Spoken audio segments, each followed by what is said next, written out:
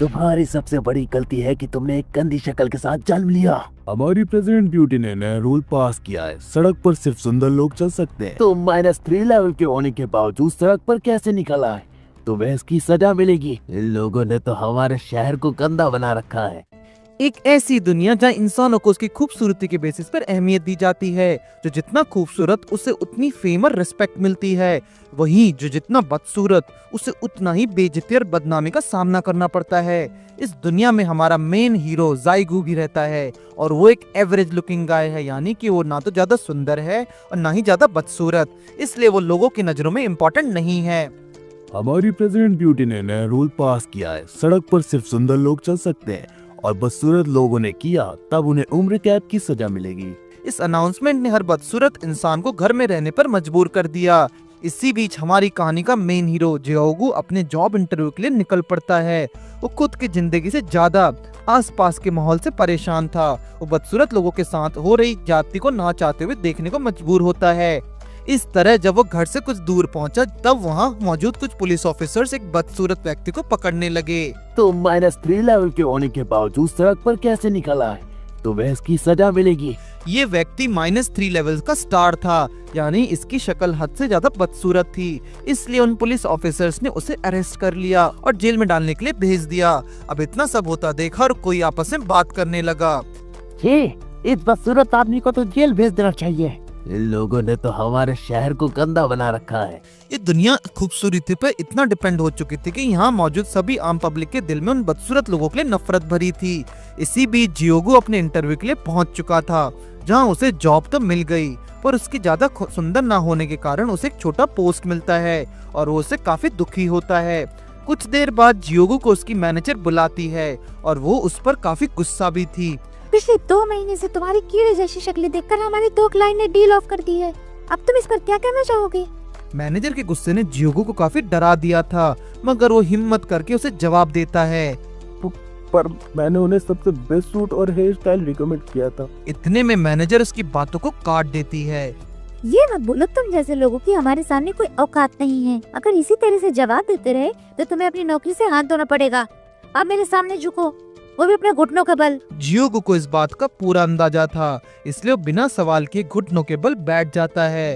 ये हमारी मजबूरी है कि हमें उसी हवा में सांस लेनी पड़ रही है जिसमें तुम जैसे बदसूरत लोग शामिल हैं। इधर जियोगू ने कोई सवाल जवाब नहीं किया और घुटनों के बल बैठकर मैनेजर की बातें सुनता रहता है।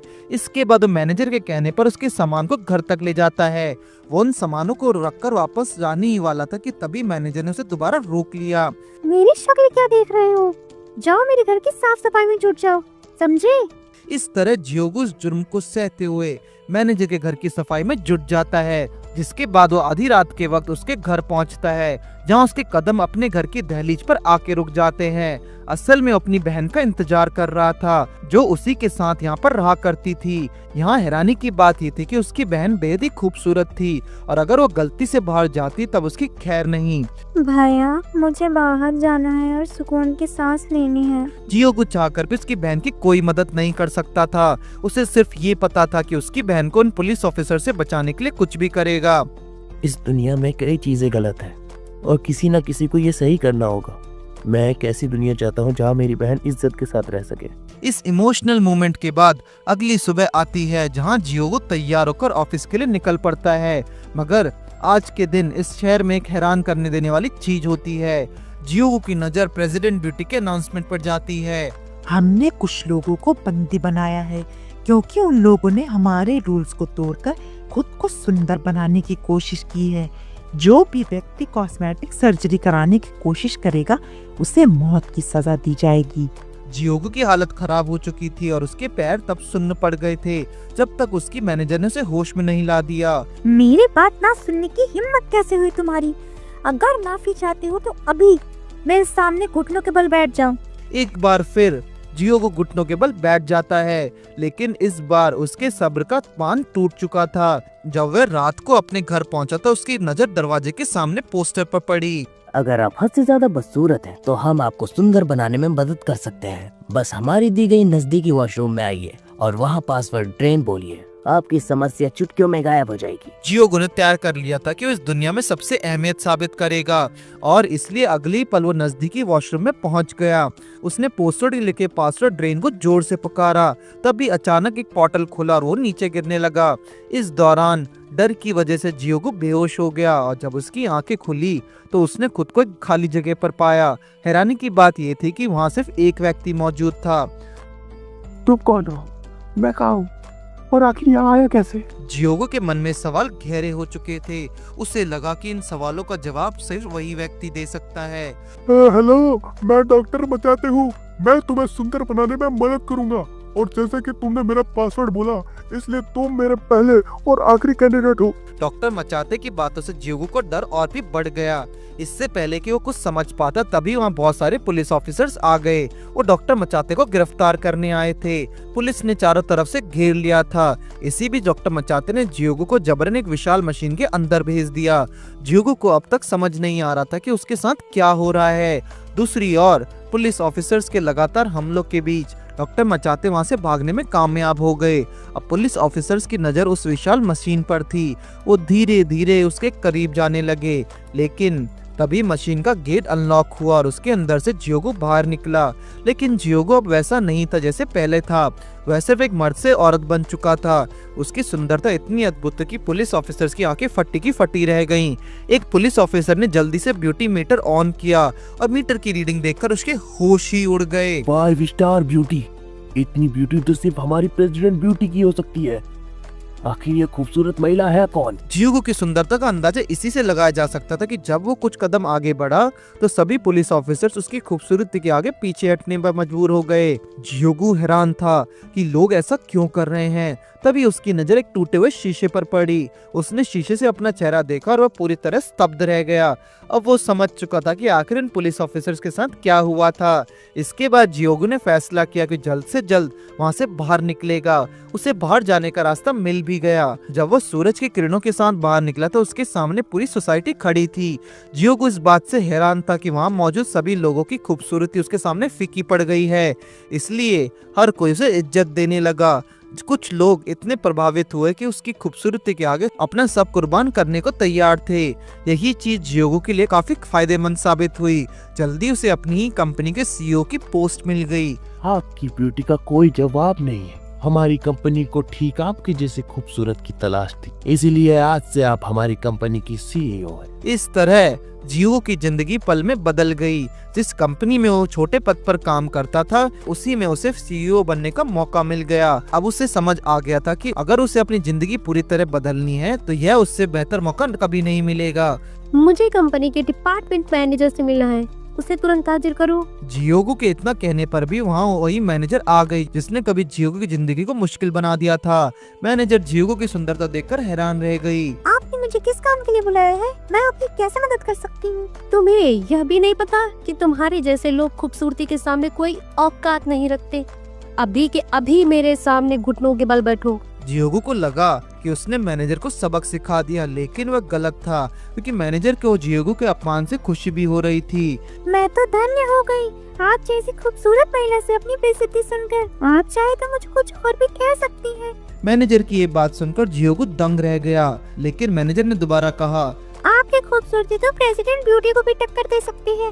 आप भले ही उसके बराबर की ना हो, लेकिन आपकी सुंदरता फोर्टनाइट से कई गुना ज्यादा है। फोर्टनाइट्स वे सदस्य थे जो प्रेसिडेंट ब्यूटी के अधीन काम करते थे। वो बहुत ही खूबसूरत थे और प्रेसिडेंट के आदेश पर दुनिया के सभी बदसूरत लोगों को खत्म करके उसे सुंदर बनाने के मिशन पर थे। यही जियोगो को समझ आ गया था कि अगर उसे इस दुनिया में असली बदलाव लाना है तो उसे खुद को सुप्रीम ब्यूटी के स्तर पर पहुंचाना होगा। और कुछ समय बाद हमें फोर्टनाइट्स को एक गुप्त मीटिंग करते हुए दिखाया जाता है। इस मीटिंग का उद्देश्य जियोगो पर चर्चा करना था और वो सभी उसकी एक झलक देखने के लिए बेचैन थे। 5 स्टार रेटिंग हासिल करने से कोई वास्तव में खूबसूरत नहीं बनता। ऐसा कोई नहीं है जो हमें फोर्टनाइट को टक्कर दे सके, इसलिए हम प्रेसिडेंट ब्यूटी के आने से पहले ही उसका काम तमाम कर देंगे। इस बीच फोर्टनाइट्स के एक सदस्य लॉर्ड गुआंग ने निर्णय लिया था कि वो जियोगो को मिलकर उसे सबक सिखाएगी। इसी तरह अगले दिन हम टीवी पर 2 महत्वपूर्ण घोषणाएं सुनाई देती हैं। इस -1 स्टार के व्यक्ति ने वॉशरूम का उपयोग करके हमारे नियमों को तोड़ा है। लेकिन खुशी की बात यह है कि इसने अपनी गलती का एहसास होते ही खुद को पुलिस के हवाले कर दिया, इसलिए उसे उम्र कैद की सजा से राहत मिल रही है। प्रिजन की हालत बेहद खराब हो चुकी है। अब अगली प्रिजन में इतने लोग भरे जा चुके हैं कि उनकी गिनती कर पाना भी मुश्किल हो गया है। यह अगली प्रिजन उसे शहर के बीचों बीच मौजूद था। यहाँ उन बदसूरत लोगों को कैद किया जाता था जिन्होंने समाज के नियम तोड़े हैं। टीवी पर इन घोषणाओं के बाद भी जियोगो के चेहरे पर कोई खास प्रतिक्रिया नहीं थी। तभी इसके घर की मेड ने उत्साहित होकर उसे सवाल किया, आखिर आप इन सभी वॉशरूम से बदसूरत लोगों को हटाकर 2 लेवल वालों को क्यों भेज? ताकि मैं उन बदसूरत लोगों को सबक सिखा सकूं और उन्हें उनकी औकात दिखा सकूं। इतना कहकर जियोगो खुद को सख्त दिखाने की कोशिश कर रहा था, लेकिन अंदर ही अंदर उन लोगों की परवाह भी करता था। उसने उसे वॉशरूम से इसलिए हटाया ताकि उसे बेहतर काम और जीवन मिल सके, मगर मेड के मन में कुछ और ही था। आपने ये सब इसीलिए किया ताकि वो बदसूरत लोग सड़क पर घूमने को मजबूर हो जाएं, और जैसे ही वो सड़क पर आएंगी पुलिस उन्हें पकड़ लेगी और जेल में डाल देगी। इस तरह उनका नाम हमेशा के लिए खत्म हो जाएगा। मानना पड़ेगा आपका ये आइडिया तो कमाल का है। मैं तो आपकी फैन बन गई हूँ। मेड की बातों से साफ हो गया था कि आम जनता में बदसूरत लोगों के लिए इतनी नफरत थी कि उसे मापा नहीं जा सकता था। क्या तुम मुझे बता सकती हो कि अगली प्रिजन की पूरी जानकारी मुझे कहाँ से मिल सकती है? जियोगो ने मेड से मिली जानकारी के आधार पर सीक्रेट लोकेशन पर कदम रखा। इस जगह को सिर्फ प्रेसिडेंट ब्यूटी एक्सेस कर सकती है, लेकिन मुझे आपकी सुंदरता पर पूरा भरोसा है। आप बिना किसी परेशानी से अंदर जा सकती हैं। जियोगो आत्मविश्वास के साथ इमारत के अंदर प्रवेश कर गई। वहां उसे अगली प्रिजन से जुड़ी सारी जानकारियां मिल गईं। जहां उन जानकारियों को पढ़ रही थी कि तभी अचानक से लॉर्ड गुआंग वहां आ धमकती है। तुमने बिना अनुमति के इस जगह में कदम रखा है, इसकी सजा तुम्हें जरूर मिलेगी। इस तरह वो दोनों छत पर पहुंचे जहां उनके बीच लड़ाई की शुरुआत हो चुकी थी। मैं फोर्टनाइट्स की पहली सदस्य हूँ, अब देखो मेरी सुंदरता का कमाल। इतना कहते ही उन्होंने एक बड़ी फ्लैशलाइट निकाली जो उनकी सुंदरता को और बढ़ाने लगी। फिर उन्होंने अपने अंतिम हथियार उड़ते हुए गार्जियन एंजल रोबोट्स को बुलाया। ये रोबोट दोनों की सुंदरता की तुलना करने लगते हैं। इन रोबोट्स को कम मत समझना, ये गार्डियन एंजल्स है और दुनिया में सुंदरता बनाए रखने के लिए बदसूरत लोगों को उनकी औकात दिखाने का काम करते हैं। फ्लैट स्लाइड्स की वजह से लॉर्ड गुआंग की सुंदरता काफी बढ़ गई थी और जियोगो की सुंदरता काफी फीकी पड़ने लगी। तभी वहाँ जियोगो की मेड पहुँच गई और लॉर्ड गुआंग को देखकर चौंक गई। ये तो फोर्टनाइट्स की पहली सदस्य है, आखिर ये यहाँ क्यों आई हैं? मगर जियोगो ने धैर्य नहीं खोया और पूरे आत्मविश्वास के साथ लॉर्ड गुआंग का सामना करने के लिए तैयार हो गई। जैसे ही रोबोट्स ने जियोगो की कम रेटिंग देखी वो उस पर हमला करने के लिए तैयार हो गए, लेकिन तभी लॉर्ड गुआंग की फ्लैशलाइट अचानक बंद हो गई। असल में मेड ने पीछे जाकर फ्लैशलाइट के पलक को खींच लिया था और बंद कर दिया। फ्लैशलाइट बंद होते ही लॉर्ड गुआंग की सुंदरता घट गई और वह जियोगो के मुकाबले काफी कमजोर पड़ गई। इसका असर यह हुआ कि गार्जियन एंजल ने लॉर्ड गुआंग को अपना टारगेट बना लिया और उन पर हमला कर दिया। इस तरह जियोगो ने लड़ाई जीत ली। लड़ाई खत्म होने के बाद जियोगो की नजर लॉर्ड गुआंग के बैच पर पड़ी। इस जीत के साथ ही जियोगो ने यह भी बैच हासिल कर लिया जो फोर्टनाइट्स की पहचान थी। यह सिर्फ शुरुआत है, अब दुनिया देखेगी कि असली सुंदरता क्या होती है। उसने ठान लिया था कि किसी भी कीमत पर अगली प्रिजन के कैदियों को आजाद करना चाहिए, चाहे उसके लिए उसे फोर्टनाइट के खिलाफ ही क्यों ना जाना पड़े। उधर फोर्टनाइट को जल्दी खबर मिल जाती कि लॉर्ड गुआंग हार चुका है। उनकी आंखें खुल गईं। उसे एहसास हो गया जियोगो को हल्के में लेना उसकी सबसे बड़ी गलती थी। मियू फोर्टनाइट का सबसे क्रूर सदस्य आगे आता है। उसकी आंखों में गुस्सा और बदले की आग थी। मैं खुद जियोगो से निपटूंगा। वो प्रेसिडेंट ब्यूटी का दुश्मन है और उसे खत्म करना ही होगा। दूसरी ओर अगली प्रिजन का हाल डरावना था। वहाँ के कैदी हर रोज मौत से बुरी सजा झेल रहे थे। पुलिस ऑफिसर उनके साथ जानवरों से भी बदतर व्यवहार कर रहे थे। तुम्हारी सबसे बड़ी गलती है कि तुमने एक गंदी शक्ल के साथ जन्म लिया। यही तुम्हारी सजा है और यही तुम्हारी जगह। लेकिन तभी माहौल बदलने लगता है। प्रिजन का अलार्म अचानक तेज आवाज में बजने लगता है। हर कोई घबरा जाता है और तभी जियोगो की परछाई प्रिजन के दरवाजे पर दिखाई देती है। वह अकेली बेखौफ आग की तरह आगे बढ़ती जा रही थी। दरवाजे लॉक कर दो, हमले के लिए तैयार हो जाओ। कभी गार्जियन एंजल पुलिस के इशारे पर जियोगो पर हमला करने आते हैं, लेकिन जैसे ही उनकी नजर जियोगो की खूबसूरती पर पड़ती है वो सब उनके साथ खड़े हो जाते हैं। गार्जियन एंजल प्रिजन के गेट तोड़ते हैं और पुलिस ऑफिसर्स को खत्म करने लगते हैं। जियागो बड़े आराम से कंट्रोल रूम तक पहुंच जाती है। यहाँ एक बटन था जिसे दबाते ही सारे कैदी आजाद हो सकते थे, लेकिन खेल खत्म होने से पहले इस आखिरी चुनौती आ चुकी थी। वहाँ पर मियू पहुंच चुका था। वो तुम ही हो जिसने लॉर्ड ड्वांग को हराया और सीक्रेट लोकेशन में बिना परमिशन के घुसपैठ की थी। तुम प्रेसिडेंट ब्यूटी और इस दुनिया के लिए खतरा हो, इसलिए मैं तुम्हें खत्म करने में बिल्कुल भी पीछे नहीं हटूंगा। इतना कहते ही मियोकी के आसपास फूलों की बारिश हो जाती है और यहाँ उन फूलों की मदद से खुद को और सुंदर बना लेता है। लेकिन वहीं जियागो को इस बैच का इस्तेमाल करती है और खुद को कई गुना सुंदर बना लेती है। इस तरह दोनों के बीच बराबर की टक्कर चल रही थी और गार्जियन एंजल कंफ्यूज हो गए थे कि किस पर हमला करें। लेकिन तभी जियागो अपने दिमाग का इस्तेमाल करती है और वह हाथ में कुछ धूल में लेकर मियो के आंखों में डाल देती है। जैसी मियो की शक्ल बदलती है वो गार्जियन एंजल का शिकार बन जाता है और इस तरह जियागो की जीत होती है और उसे एक बार फिर से नया बैच मिल जाता है और उसे अपने पास रख लेती है। वहीं जीत हासिल करने के बाद जियागो फिर से उस बटन को खोलने वाली थी, लेकिन तभी मेड आ जाती है। आप ये गलत कर रहे हैं। इन लोगों के आजाद होते ही दुनिया में बैलेंस बिगड़ जाएगा और सुंदरता की कोई अहमियत नहीं रहेगी। मैं आपके इस काम में साथ नहीं देने वाली। मेड के बाद जियागो को थोड़ा गुस्सा आता है, लेकिन वह उसे समझाने की कोशिश करती है कि मगर मेड सुनने को तैयार नहीं होती। इस तरह गार्जियन एंजल उसे अपना टारगेट बना लेते हैं और जियागो के ना चाहते हुए मेड शहीद हो जाती है। जियागो को इस बात का गम होता है क्योंकि उसने हाल ही में मेड से अच्छी दोस्ती की थी। खैर इसके बाद जियागो खुद पर काबू पाकर इन बटन को दबा देती है और इस तरह सभी कैदी आजाद हो जाते हैं। लेकिन जैसे जियागो ने सोचा कि ठीक उसके विपरीत होता है। सभी कैदी अपने से ज्यादा बदसूरत लोगों पर हुकूमत करने लगते हैं। इतनी आजादी देने के बाद भी इन सब की हरकतें वैसी की वैसी ही हैं। वास्तव में कैदी को एक दूसरे पर दबाव बनाते थे। जियागो को विश्वास नहीं हो रहा था। इतने में वहाँ मियो आ जाता है और सच्चाई बताता है। क्योंकि इन्हें पता है अगर ये सभी यहाँ से बाहर निकल भी जाए तो बाहर इनके लिए कुछ भी नहीं है। इन्हें यहाँ से भी बदतर जिंदगी जीनी पड़ेगी। मियो की बात सच थी। जियागो समझ गया था कि कैदियों को आजाद करने से पहले से दुनिया में बदलाव लाने होंगे। हर फोर्टनाइट के पास एक स्पेशल बैच होता है जिसकी मदद से प्रेसिडेंट ब्यूटी के गेट को अनलॉक किया जा सकता है। यह सुनकर मियो ने अपना बैच जियागो के हवाले कर दिया और तभी जियागो को एक नया विचार आता है। मियो, तुम मुझे बाकी फोर्टनाइट को हराने में मदद करो ताकि मैं उन बैचेस की मदद से इस दुनिया को एक नई राह दिखा सकूं। मियो जियागो की टीम में शामिल हो गया और दोनों ही आगे की योजना बनाने में जुट गए। इस तरह अगले दिन सुबह के वक्त दो महिलाएं आपस में बहस कर रही थी। मैं तुमसे ज्यादा सुंदर हूँ और तुम्हारी मेरे सामने कोई औकात नहीं है। तो क्या हुआ अगर तुम्हारे पास 1.5 स्टार की रेटिंग है? मैं फिर भी तुमसे ज्यादा सुंदर हूँ। जब वो दोनों खुद की सुंदरता की तुलना करने में व्यस्त थी, तभी वहाँ मौजूद गार्जियन एंजल ने कम रैंकिंग वाली महिला पर हमला कर दिया और उसे खत्म कर दिया।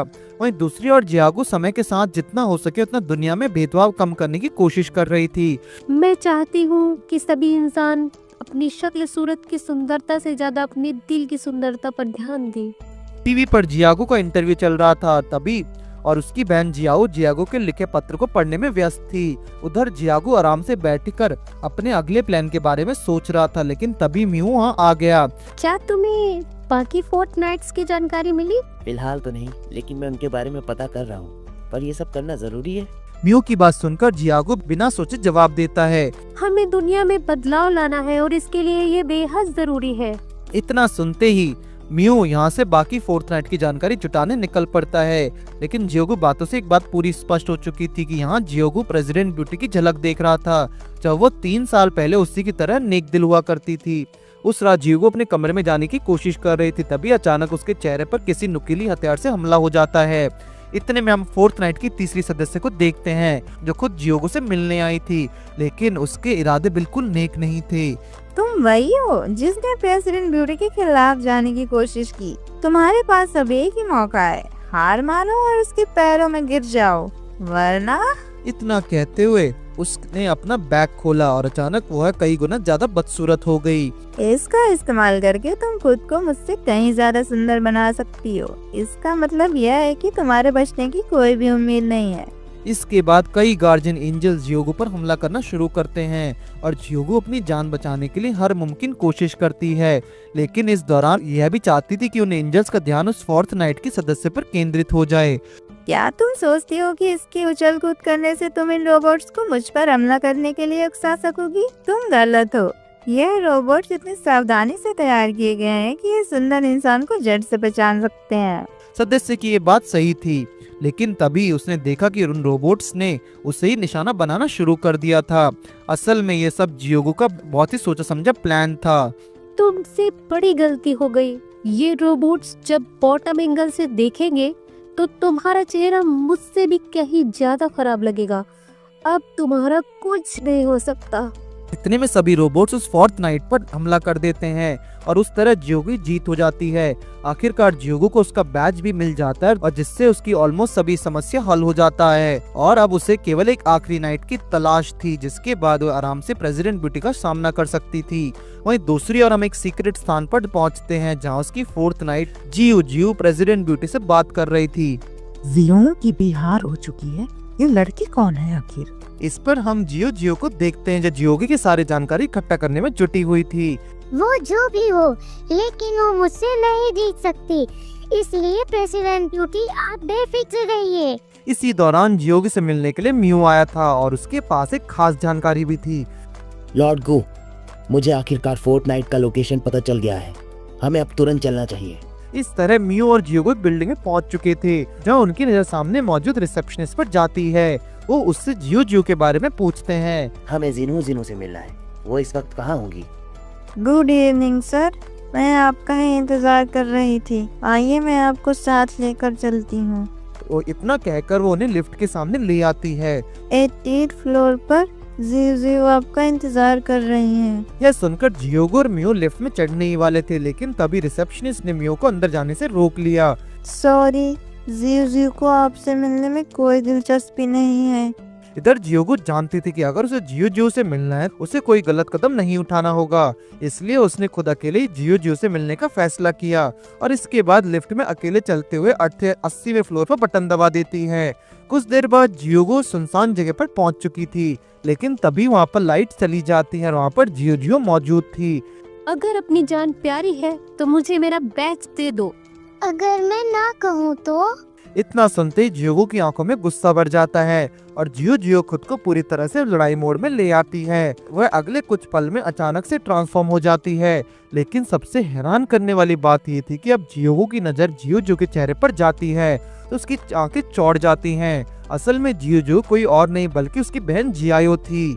जियाओ, तुम यहाँ क्या कर रही हो? इसी बीच वहाँ मौजूद गार्जियन एंजल जियो पर हमला करने वाले थे, लेकिन तभी जियागो उसके सामने आ जाता और वो अपनी बहन को नुकसान से बचा सके। अब जियोगो तब तक हैरान था जब तक जियो ने उसे अपनी असलियत नहीं बताई। असल में उसने एक ट्रांसफॉर्मेशन मशीन का इस्तेमाल कर खुद को जियाओ के रूप में बदल लिया था। कैसा लगा? मैं ट्रांसफॉर्मेशन बॉक्स की मदद से किसी का भी रूप ले सकती हूँ। इतना सब सुनने के बाद भी जियोगो के सारी गलतफहमियां साफ ही नहीं हुई थी। आखिर तुम्हें मेरी बहन के बारे में कैसे पता चला? ये भी कोई पूछने वाली बात है? मुझे अपने दुश्मनों की हर एक छोटी बड़ी बात पता रहती है, इसीलिए ज्यादा हैरान मत हो। अब जियो ये सब कहने के बाद जियोगो पर हमला करने वाली थी, लेकिन उसका ये प्लान तब फेल हो जाता जब उसकी ट्रांसफॉर्मेशन मशीन खराब हो जाती है। तब इसका चेहरा अलग अलग लोगों में बदलने लगता है। इतने में गार्जियन एंजल्स ने जियो को अपना टारगेट लॉक कर लिया था और उसे नष्ट कर दिया। अब यह सब इतनी आसानी से हुआ कि जियोगो को अपनी जीत पर यकीन ही नहीं हुआ। इतने में हम म्यू को देखते जो ऊपर के सीलिंग से कूदते हुए जियोगो के सामने आ जाता है। अब हमें यहाँ पता चलता है कि मशीन को खराब करने वाला और कोई नहीं बल्कि म्यू खुद था। अब जियोगो ने सारे फोर्थ नाइट्स को हरा दिया था और उसे चारों बैज मिल चुके थे।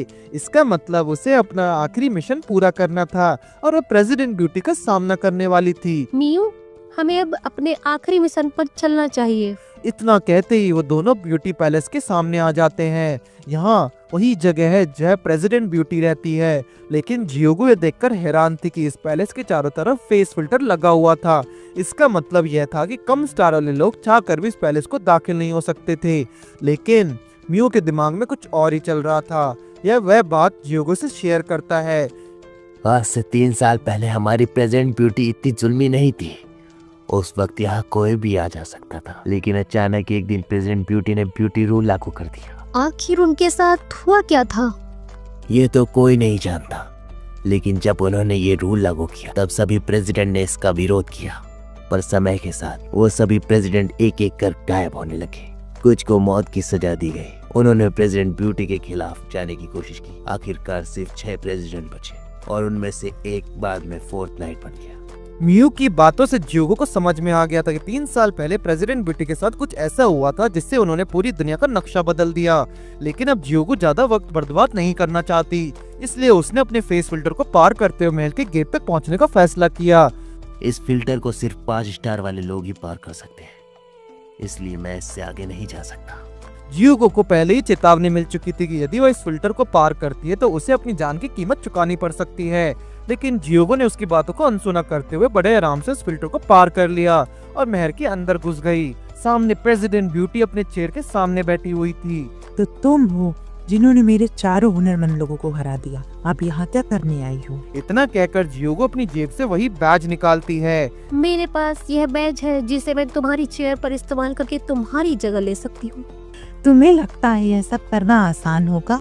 इसके बाद प्रेसिडेंट ब्यूटी जियोगो के सामने आ जाती है और इस दौरान सभी गार्जियन एंजल्स उन दोनों में सबसे खूबसूरत लड़की की तलाश करने लगते हैं। लेकिन क्योंकि दोनों एक दूसरे को बराबरी की टक्कर दे रहे थे, सभी रोबोट खुद ब खुद खराब होने लग जाते हैं। इसी बीच जियोगो मौका देखकर प्रेसिडेंट ब्यूटी पर हमला कर देती है, लेकिन वो देखकर हैरान हो जाते कि उसे कोई नुकसान नहीं पहुंचता। असल में जो है प्रेसिडेंट ब्यूटी समझ रही थी वह एक होलोग्राम था। मैं हर जगह मौजूद हूँ, तुम चाहकर भी मेरा कुछ नहीं बिगाड़ सकती, लेकिन एक चीज है जो मैं अच्छे से कर सकती हूँ। इसके बाद प्रेसिडेंट ब्यूटी की बात खत्म होते देख हम देखते हैं कि फेस फिल्टर पूरे शहर में फैलने लगते हैं। मैं इस दुनिया को पूरी तरह खूबसूरत बना दूंगी, इसीलिए मेरे फेस फिल्टर 1 स्टार से नीचे वाले सभी लोगों को खत्म कर देंगे। प्रेसिडेंट ब्यूटी की बात सही साबित होती है, क्योंकि उसका फेस फिल्टर स्टार से नीचे के सभी लोगों को खत्म करने लगता है। यह देखकर जियोगो को अपनी बहन की याद आने लगती है और उसे बचाने के लिए तुरंत निकल पड़ता है। कुछ देर बाद वह अपने अपार्टमेंट पहुंच जाती, लेकिन उसे यहाँ अपने गेट को अनलॉक करवाना था। वह अपनी बहन को यकीन दिलाने की कोशिश करती कि वह उसका भाई है। शाओ, दरवाजा खोलो, मैं तुम्हारा भाई हूँ, तुम्हारी मदद करने आया हूँ। लेकिन जियोगो के बार बार चिल्लाने के बाद भी शाओ दरवाजा नहीं खोलती है। तब जियोगो जियो की ट्रांसफॉर्मेशन मशीन का इस्तेमाल कर अपने असली रूप में आ जाता है। इसके बाद भी जब दरवाजा नहीं खुलता है तो जियोगो मजबूरी में कमरे के अंदर घुस जाता है और सामने का दृश्य देखकर हैरान रह जाता है। असल में फेस फिल्टर शाओ को भी कुछ नहीं बिगाड़ पा रहा था, और ऐसा इसलिए था क्योंकि वह प्रेसिडेंट ब्यूटी थी जिसने ये सब कुछ किया था। जियोगो को कुछ भी समझ नहीं आ रहा था कि ये सब कैसे हुआ और उसकी बहन प्रेसिडेंट ब्यूटी कैसे हो सकती है। यह सब छोड़ो, मेरे साथ चलो। तुम निर्दोष लोगों को नुकसान पहुंचाकर क्या पाओगी? तुम नहीं समझ सकती कि बदसूरत होना कितना बड़ा जुल्म है, इसीलिए मैं सबको खत्म कर दूंगी। यह कहकर एक बटन दबाती और एक मशीन जियोगो को खींचकर घर के बाहर फेंक देती है। इस पर जियोगो की आंखों में आंसू आ जाते हैं, लेकिन वो अपनी बहन को ऐसा करने से रोक नहीं सका। वह खुद को कोस रही थी, लेकिन उसी समय डॉक्टर मचाटे सामने आ जाते हैं और जियोगो को संभालने लगते हैं। अभी ज्यादा देर नहीं हुई है, तुम चाहो तो इस दुनिया को खत्म होने से पहले बचा सकते हो, इसलिए ये बेज ले लो और वापस महल जाओ। इसे थ्रोन के पीछे इस्तेमाल करो ताकि तुम सीक्रेट लोकेशन तक पहुंच सको। फिर उन्होंने वो बैज जियोगो के हाथ में दे दिया। जियोगो किसी भी हालत में दुनिया को बचाना चाहती थी, इसलिए उसने डॉक्टर मचाटे की बात सुनकर वहाँ से जाने का फैसला किया। मैंने तुम्हारे जैसे 10 लोग तैयार किए थे, लेकिन तुम ही हो जो इस दुनिया को पूरी तरह सामान्य कर सकती हो। इस तरह डॉक्टर मचाटे की बातें जियोगो के हौसले को काफी हद तक बढ़ा देती हैं। इसके बाद डॉक्टर मचाटे ने रॉयल ब्लड के जियोगो को हवाले कर दिया। ये रॉयल ब्लड है, ये तुम्हारे काम आएगा। इसके बाद जियोगो रॉयल ब्लड को लेकर वापस ब्यूटी पैलेस पहुंच जाती है, जहां उस बैच का इस्तेमाल करके एक सीक्रेट लोकेशन पर पहुंच जाती है। यह वही जगह है जहां फेस फिल्टर्स को पूरी दुनिया में फैलने से रोक सकती थी। जियोगो बिना समय गवाए उस रॉयल ब्लड को मशीन में डाल देती है, लेकिन कहानी यहीं खत्म नहीं होती, क्योंकि अब 3 साल पहले की घटना दिखाई जाती है जब जियोगो की बहन एक तालाब के किनारे कछुए को पानी में आजाद कर रही थी। तभी वहाँ प्रेसिडेंट ब्यूटी आ जाती है और उसकी एक नेक काम के लिए उसकी सराहना करती है। मानना पड़ता है तुम काफी नेक दिल लड़की हो, तुमने एक बेचारे कछुए को पानी में डालकर उसकी जान बचाई है। यह पहली बार था कि जब प्रेसिडेंट ब्यूटी की शाओ की मुलाकात हुई थी, और यहाँ वह शाओ को समझाती कि कैसे इंसान की खूबसूरती उसके चेहरे से नहीं बल्कि उसके दिल से होती है। लेकिन शाओ को ये बात पसंद नहीं आती और वो अचानक गुस्से में आ जाती है। तुम गलत हो, क्योंकि इंसान का दिल लोगों का नाम और इज्जत नहीं देता। वैसे भी तुम खुद सुंदर हो, इसीलिए ज्ञान की बातें कर रही हो। जल्दी शाओ को अपनी गलती का एहसास हो जाता है और वो प्रेसिडेंट ब्यूटी से माफी मांग लेती है। लेकिन प्रेसिडेंट ब्यूटी ये समझ चुकी थी कि उसे शाओ की मदद करनी चाहिए, इसलिए उसे शांत करने के लिए उसे अपने साथ ले जाती है। कुछ देर बाद वो शाओ को अपने गार्जियन रूम में ले आती है, जहाँ प्रेसिडेंट ब्यूटी ने कई सारे आविष्कार तैयार करके रखे थे, जिनमें से गार्जियन एंजल और ट्रांसफॉर्मेशन मशीन भी शामिल थे। यह वो सारी मशीनें हैं जिन्हें मैंने खुद अपने हाथों से तैयार किया है। एक समय पहले मेरे पूर्वज पैसों की ओर थे और इसीलिए मैं उनके इशारों पर चल रही थी, लेकिन समय के साथ मुझे एहसास हुआ कि पैसे और सुंदरता से ज्यादा इंसान का दिल साफ और अच्छा होना जरूरी है। यहाँ प्रेसिडेंट ब्यूटी अपनी बातों से शाओ को समझाना चाहती थी कि भले ही वो चेहरे से सुंदर नहीं थी, लेकिन उसके दिल का साफ होना ज्यादा महत्वपूर्ण है। लेकिन पिछली बार की तरह शाओ को यह बात पसंद नहीं आती और वो ट्रांसफॉर्मेशन मशीन का इस्तेमाल करके ब्यूटी प्रेसिडेंट पर हमला कर देती है। इस तरह खूबसूरत महिला से डॉक्टर मचाटे में बदल जाती है। असल में डॉक्टर मचाटे, जिससे हमें पहले देख चुके थे, असल में प्रेसिडेंट ब्यूटी थी, लेकिन शाओ के कारण उसकी हालत हुई थी। यह सब सिर्फ कहने की बात है।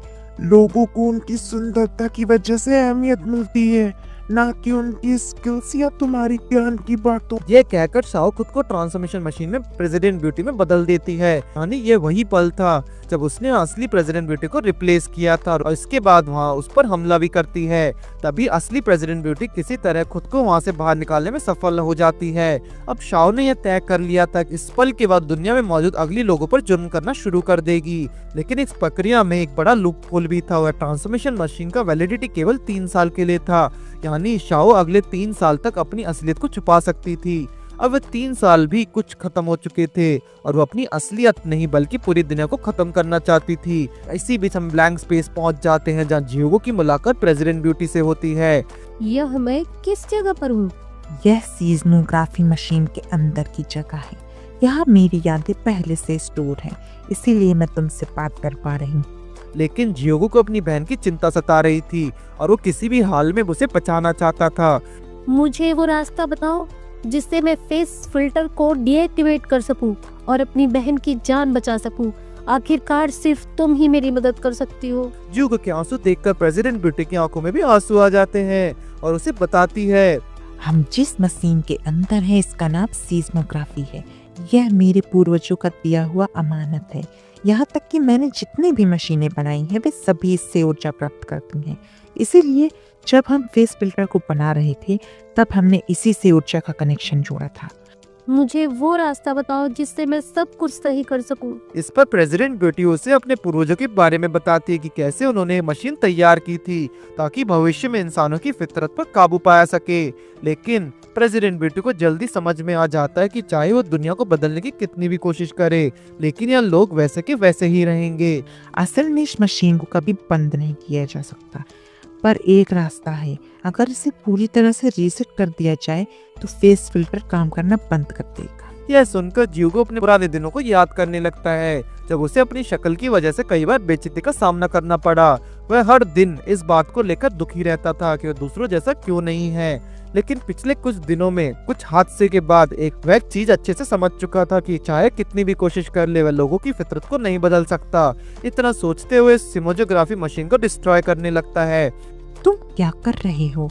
इस तरह से तुम हमेशा के लिए गायब हो जाओगे। मैं इस मशीन को बंद नहीं कर सकता, पर इसे नष्ट जरूर कर सकता हूँ। फिर अचानक फेस फिल्टर खुद को डिस्ट्रॉय हो जाते हैं और शाओ की जान बच जाती है। लेकिन इस प्रक्रिया के दौरान जियोगो हमेशा के लिए गायब हो जाती है। कुछ समय बाद दुनिया फिर से पहले की तरह सामान्य हो जाती है और असली प्रेसिडेंट ब्यूटी अपनी असली रूप में आ जाती है। कुछ दिन बाद प्रेसिडेंट ब्यूटी महल में वापस लौट आती है और इस बार वो जियोगो की मौत को जाया नहीं होने देने वाली थी, इसलिए वो ब्यूटी रूल को हमेशा के लिए खत्म कर देती है। अब इस दुनिया में कभी सुंदरता के आधार पर भेदभाव नहीं होने वाला था। अब इस तरह हमारी इस कहानी का दी एंड हो जाता है और जल्दी मिलते एक नई कहानी के साथ।